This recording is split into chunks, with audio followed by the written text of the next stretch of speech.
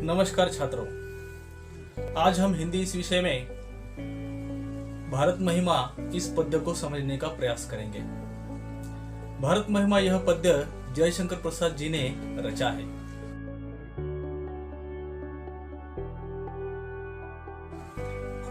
जयशंकर प्रसाद जी वास्तविक रूप में एक छायावादी कवि के रूप में हमारे सामने आते हैं।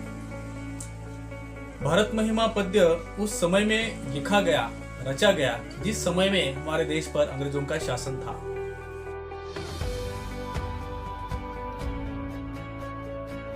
और उस समय में एक प्रकार से निराशा का वातावरण निर्माण हो चुका था।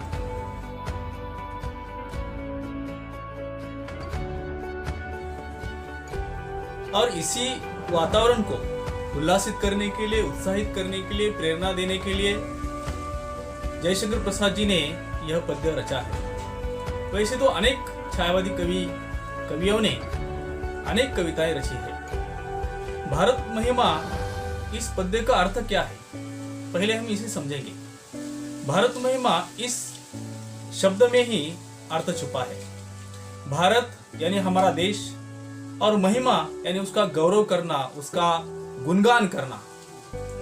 और भारत महिमा इस पद्य में हमारे देश के अतीत का और गौरव का वर्णन किया है। हमें मालूम है कि हमारे देश की प्राकृतिक सुंदरता कितनी अच्छी है।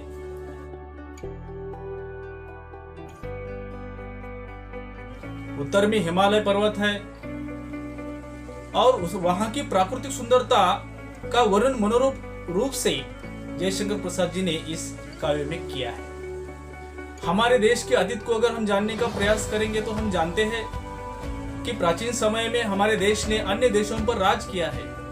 सम्राट अशोक ने बौद्ध धर्म को सिलोन में, चाइना में, जापान में और मध्य एशिया में फैलाने का प्रयास किया है।